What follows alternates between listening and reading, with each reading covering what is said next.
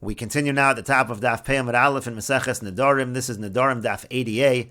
On the previous Amud, the Gemara is discussing the Machlokas Tanoim in the Mishnah with regards to Nedarim of Inoi Nefesh, Nedarim of affliction. The Tana Kama says if a woman says she makes a neder im erchatz, if I bathe, that's considered a neder of Inoi Nefesh, and that can be annulled for her by her father or by her husband. And Rabbi Yossi says that is not considered a neder of Inoi Nefesh. And the Gemara wants to know what exactly was the formulation of this neder. And so the Gemara says, Viela, and rather, the Umrah, she says as follows, the neder is as follows.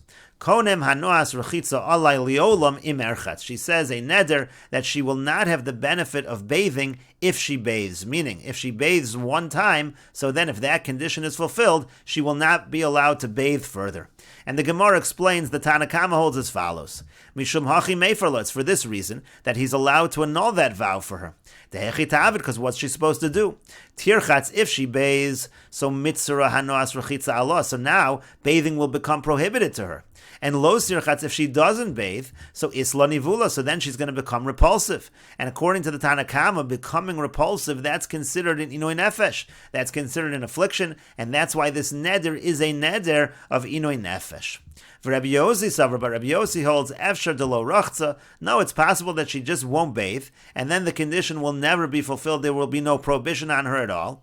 Ulaniva lo chashinan, and we don't care. We're not concerned with the fact that she's going to become repulsive. In other words, that fact of nivel, that's not enough to make it a neder of inoi nefesh. But the Gemara still doesn't like this approach. Ihachi, if so, listen, Ihachi, it should have just taught as follows. Rabbi Yossi Omer, that Rabbi Yossi says, Tanai zeh, that this condition, ein bo inoi nefesh, has no element of inoi nefesh, it has no element of affliction, meaning Rabbi Yossi is really saying she can just not bathe, not fulfill the Tanai, and that doesn't contain inoi nefesh. So Ella, rather, the Gemara says instead that the formulation of the neder in the Mishnah is as follows. The Amr that she says, Hanoas rechitza alai liolam im erchatz hayom. She says the benefit of bathing will be prohibited to me forever if I bathe today. The condition is taking place today. Rabbi Yossi Savra, and Rabbi Yossi says, Nivul dechad yoma, that if there's a repulsiveness of just one day, lo shmei nivul. That is not called repulsiveness. And the Mefarish explains, Ela liolam l'Rabbi Yossi rechitza nami have inoi nefesh. What the Gemara is saying is that really, according to Rabbi Yossi, bathing, if a person refrains from bathing, that is considered affliction.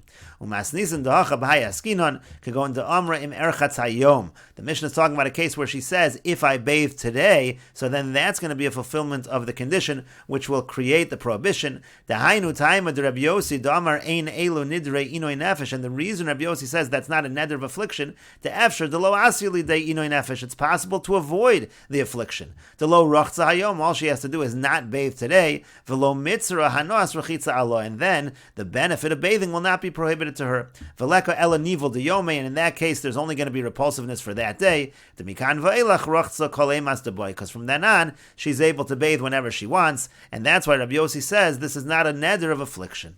And the Mefarshim do discuss why this answer of the Gemara avoids the difficulties posed by the earlier answers. We will continue with this discussion in the next video on Daf Pei Amud Beis.